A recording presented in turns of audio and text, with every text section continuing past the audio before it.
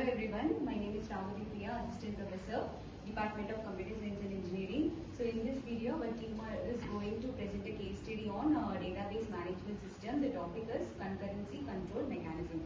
So nowadays database are widely used in many fields such as hospital management system, e-commerce and educational system, etc. So multiple users can access the database system anytime. So while using this, we may face some challenges such as inconsistent values and system may get crashed.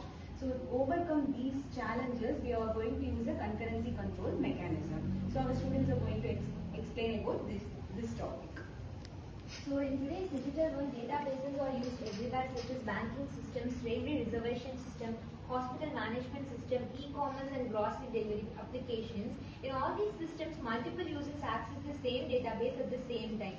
When many users perform operations simultaneously, problem may arise such as simultaneous modification of the same data, incorrect or inconsistent values stored in the database, partial execution of the transactions, unexpected system failures like power loss or crashes. To handle these challenges effectively, SQL provides concurrency control mechanism that manage simultaneous transactions safely. SQL also provides recovery mechanisms that restore the database after unexpected failures.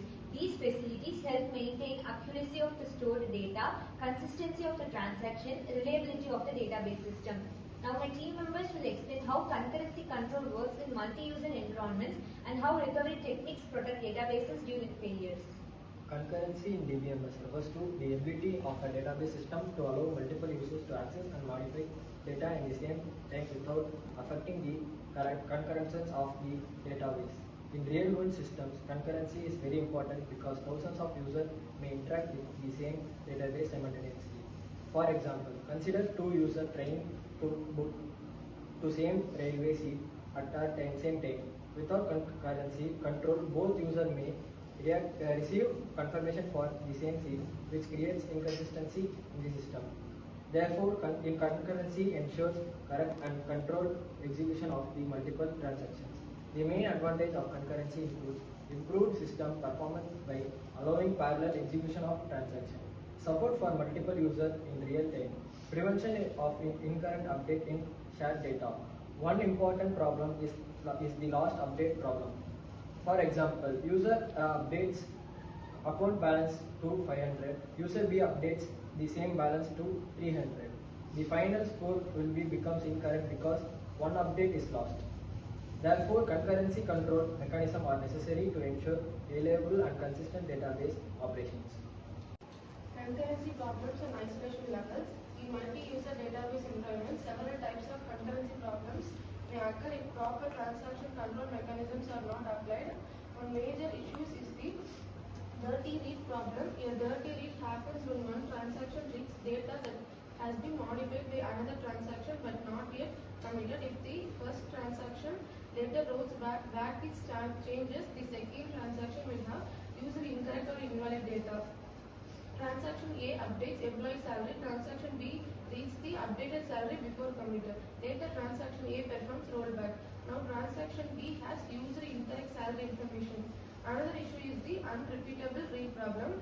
This happens when the same query produces different results within the same transaction. It occurs because another transaction modifies the data between two reads. The user checks product stock quantity. Another user purchases the product when the first user checks again stock value changes. To avoid such problems, SQL provides transaction isolation levels.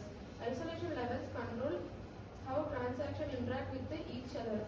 The four main isolation levels are: read uncommitted, allows transactions to read uncommitted data but provides the least protection; read committed allows reading only committed data and prevents dirty reads; repeatable read ensures that the data read once cannot be changed by another transaction during execution; serializable provides the highest level of isolation and prevents all concurrency problems.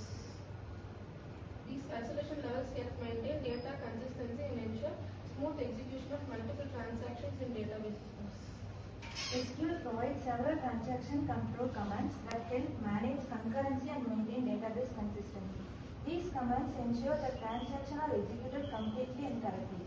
The first command is begin transaction. This command maps the starting point of a transaction and group multiple database operations into a single logical unit. It ensures that all operations inside the transaction are treated together. The second command is commit. This command permanently saves all the changes made during the transaction into the database. Once committed, the changes cannot be undone. For example, after successful completion of an online payment, the updated account balance is permanently stored. The third command is rollback. This command cancels all changes made during the transaction if an error occurs. It restores the database to its previous correct state. For example, if a system crash occurs during money transfer, rollback restores the original account balance. Another important command is save point. This command creates intermediate checkpoints inside a transaction. It allows partial rollback inside a cancelling the entire transaction.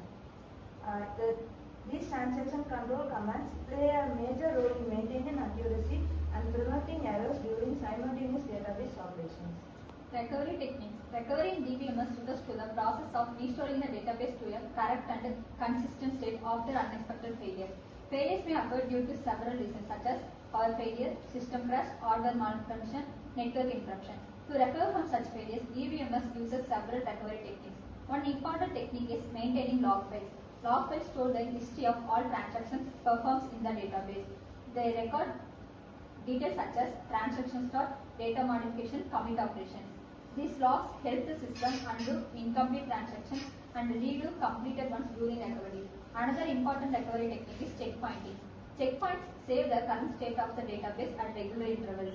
This reduces recovery time because the system only needs to recover transaction after the last checkpoint.